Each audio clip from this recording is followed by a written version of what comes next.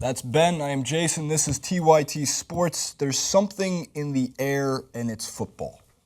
Could have built that up a little bit more, but in general, I wanted to state that there's something that happens around first, second weekend of September. And I don't think this really has occurred, at least through my lifetime with any other sport, that you really get that excited for the return of the NFL season. And when you have teams like the Patriots and the Steelers, with everything that's gone on prior to last night's game kicking off, until now, you have the return of, here's a way to classify it. It got an 18 in the ratings, and I know the ratings are a ridiculous way to quantify. The highest rated live event that Donald Trump didn't participate in. Is that true? In 24-15 at least? Yeah. What if you broadcasted the game and you would have doubled it? But to put that in perspective, the college and of course there were a higher number because a lot of people watched that game in groups. Right, and I understand the ratings are a bad way to quantify how many people are watching the game, but to put it into a little bit of perspective, the college football championship game got about a 19.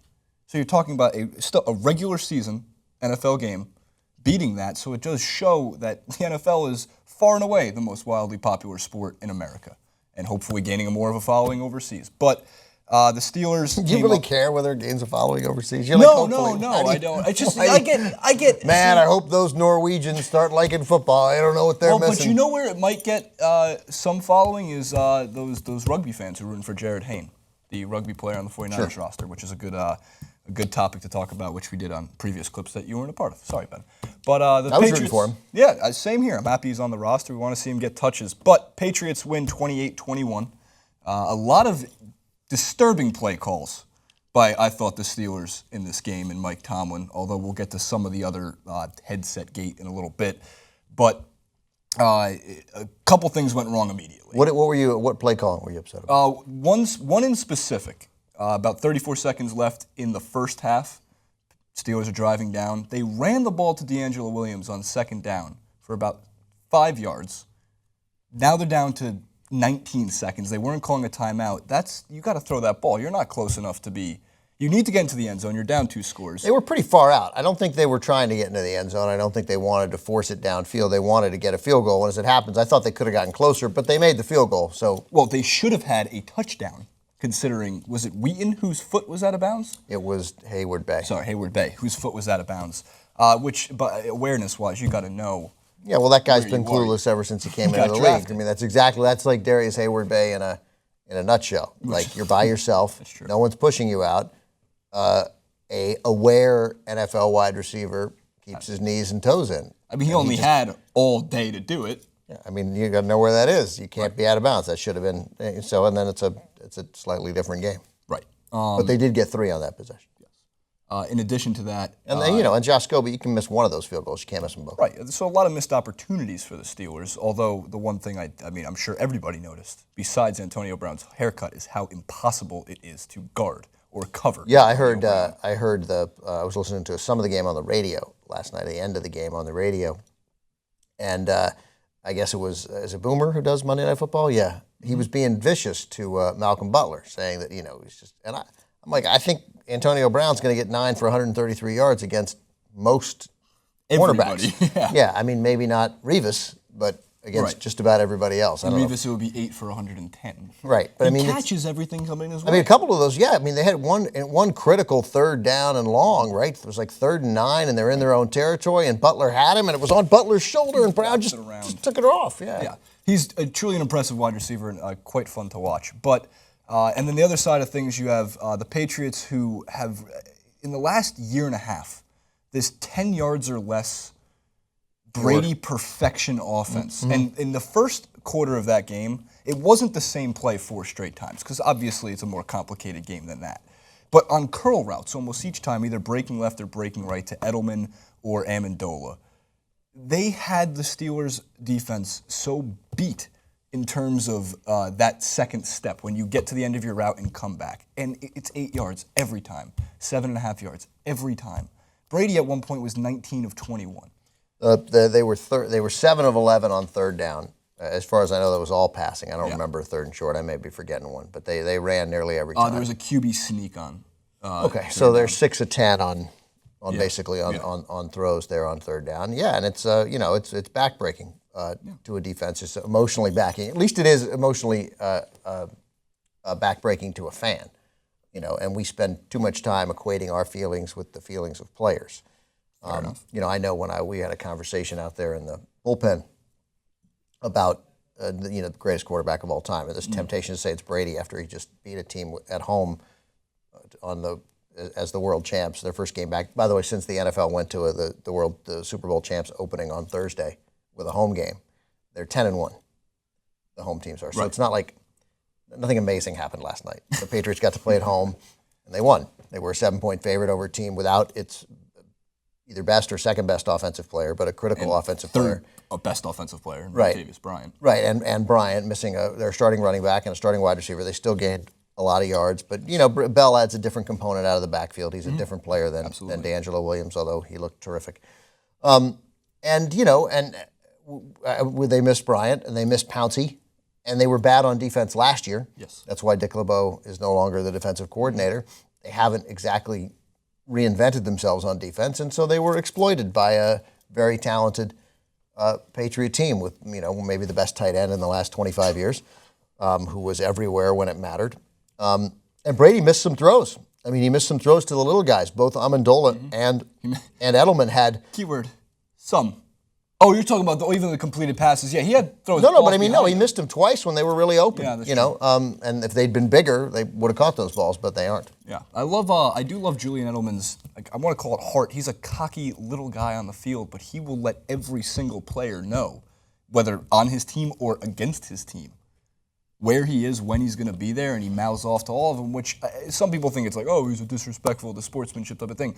But it's football. When you're on the field, that to me is going to happen. But he got decked by a defensive back for the Pittsburgh Steelers and got up immediately. The guy is a tough player. He's a professional football player. He's a professional football player. But I don't remember. They're all tough except Jay Cutler. I don't remember Wes Welker getting up and getting hit like that. Well, actually, after concussion number 7, of course you're not going to get up like that. But there's no value in getting up quickly. I mean, it's a thing we admire, but it doesn't. I mean, get up at the pace you're going to get up. I admire. Except what I suspect it does is it works for Edelman being Edelman. Is it like all this? Him getting in people's faces is a way to fire himself up to help him believe that he can play and compete and win at this level. You said it before. Unfairly, we emotionally get attached in a way that the players don't. What was it that you opened with? Well, like we have. I mean, I remember back in the days when I cared about Washington. And watching them play the Niners, a couple of playoff games. And you just knew on 3rd and 7, 3rd and 8 that Montana was going to convert it. You just knew it. And when he kept doing it, Staubach too. And when he kept doing it, you would think, I can't get up again. I can't get up again. Right. At some point, we got to knock this ball down and force him to punt. And when they keep doing it, you get discouraged and think you can't do it. I don't know that NFL players feel that same level of discouragement. Interesting. I'm sure they feel some discouragement because we all experience it even in pickup games. Like, wow, I can't stop this guy. And then you start believing it. But my hunch is they keep saying, I get him next time. These guys believe in their ability far greater than we believe in it as a fan. Otherwise, they wouldn't be here. That goes to your Edelman. But in our pickup games, I can't just deck you on the field. That would not be appropriate in any of the pickup games. I don't think you can do it. I think I could lay you out pretty easily, Ben Mankiewicz. I have a few years of youth on you. But we also need to get to headset gate, which I don't want to call it that, but I am. Because of course, I call it paranoia, although the reports do suggest that the Pittsburgh Steelers, Mike Tomlin was very upset with the fact that mostly through the first quarter of the game, they were picking up the Patriots broadcast, play-by-play broadcast, in their headsets, coach to coach. We have Tomlin's press conference first before we get to a special video from J.R. Jackson. So first, let's hear what Mike Tomlin had to say. Was the ESPN report that your radio went out, your communications? That's always the case. Here? Yes. Well, you're saying that every time you play here, you have radio. I said what I said. Like what exactly happened? You just didn't have any communication? We were listening to the Patriots radio broadcast for the majority of the first half on our headsets. The coach to coach or the coach to quarterback? Coach to coach. Yeah, he's a pretty upset man, but we actually need to go to J.R. Jackson, our senior Patriots conspiracy correspondent, who's live at Boston Harbor right now to discuss some more on the New England Patriots. Thank you, Jason and Ben. I've been sent on a red-eye overnight, straight to Boston, as you can see right here in the background, to cover the latest controversy that's going on with the New England Patriots and the Pittsburgh Steelers game last night. Just another twisted, weird thing that happens every time anyone plays the Patriots on the road or at home, but especially in Gillette Stadium. Yes, it was raining last night, but what's really raining is more controversies. First, we had Spygate, of course. Then we had Deflategate, just last year, that Tom Brady just squeezed his way out of. And last night, what do we have? We have Headsetgate. On the sideline of course, the Pittsburgh Steelers, they had trouble with their headsets. What they were actually getting was the New England Patriots home broadcast, the Homer broadcast, to listen to people kiss Tom Brady's ass and say how great he was. What we're really seeing is another controversy brewing. What really happened and what really made those headphones go out? Why didn't the Patriots sideline get the home feed? I'm sure they want to hear everything that was going on in the game. Everyone that doesn't see everything from the 50-yard line to the end zone. When you don't know what's happening, you want to hear the game. The Steelers kept moving the ball up and down the field, but they just couldn't finish a drive. It seemed as if something kept intercepting their feed. Thank you, J.R. Jackson, live from Boston Those Harbor. sailboats were going by pretty steadily in the background, but yet there was no wind blowing on JR whatsoever. That paper was He was unaffected by that It wind. was inside a building, hence the windows behind him. Beautiful. Looks like a standard overcast day in Boston, but Yeah. enough to get some sailing going I'm seeing on. that it's sunny today and You're seeing 70 it's in sunny. Boston. Well, this was. Also, it appeared, if I'm not mistaken, that JR was wearing pajama pants. How many pens do you need? I have 3 pens and a pencil. But am I right? That guy was wearing pajama pants. J.R.? Yeah, totally. Yeah. He was. He was wearing a Chicago Bulls hat, too. Yeah. Well, I got it. We all got it. Look, at some point you have to. I mean, I'm trying to avoid the cliche where there's smoke, there's fire, because we actually have seen the fire outside the lines at ESPN. They found the fire. There's fire. The Patriots are cheaters. They just are. They cheat. They have found an effective way to do it. They stole signals. They videotaped signals when that was clearly not the rule. The NFL didn't come down hard enough on them, and then Roger Goodell tried to lower the boom on the wrong guy and Tom Brady. No due process, made a mistake in going after Brady, but it doesn't change the fact that they deflated the footballs. And that's clear. And so was this part of it? I don't know. Probably. I don't think as JR seems to have discovered with his significant research that the Patriots had plugged in and were listening to the Steelers' play calls, because the Steelers probably aren't going to call a play if they can't speak to anybody. Right. They just disrupted it, which may have something to do with what you were saying with some peculiar play calls on second and long and runs, because maybe they couldn't get that play in. I don't know. What is clear, what we have to acknowledge, while we'd love to come down as hard as possible here on the Patriots, is that those communications go out from time to time in the NFL, and there are ways to adapt to that. In fact, for years, we all remember backup quarterbacks. We all have seen John Freeze, 3, 4, that they look, and that means that's a play being relayed, right? I don't know what kind of signal I've never seen in the NFL. Right. Right, and then it's a screen. Who's it called? John Freeze? John Freeze. He was he was actually the backup quarterback for the Patriots at one point during during some of the Spygate. Oh. Yeah. So he was told to steal signals. So anyway. So and he was stealing these signals. Do the dance. So yeah. So but that said, my hunch is that it would be within the way the Patriots do business to jam the communication system. That said, there's a lot of communications going on there, and it's possible it got jammed in some legitimate way, but the Patriots deserve no slack. Yeah. But what I would say to Patriots fans is this. I was just talking to the Alex Gibney, who's directed some sports docs. He did Going Clear. He's got the Steve Jobs doc out now. He did Julian Assange. WikiLeaks supporters vilified Gibney for his Assange documentary. He'll get some crap from Apple's fans who love Steve Jobs now, as Fortune magazine did when they ran a negative story about Jobs.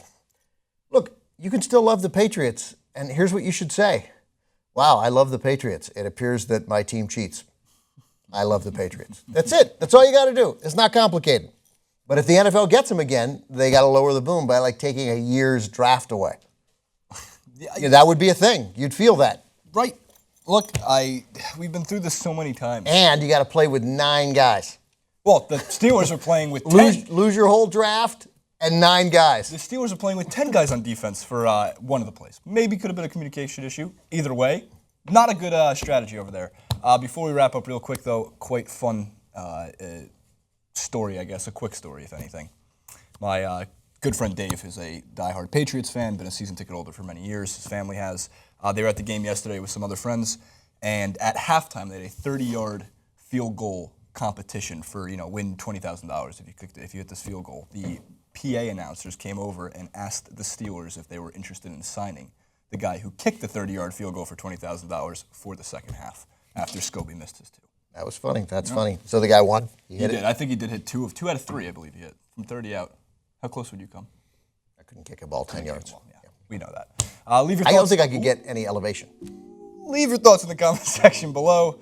And let us know what you think about the Steelers and the Patriots. Excited for NFL Week 1 and Headset Gate. I really don't want to call it that anymore, but I guess I have no choice.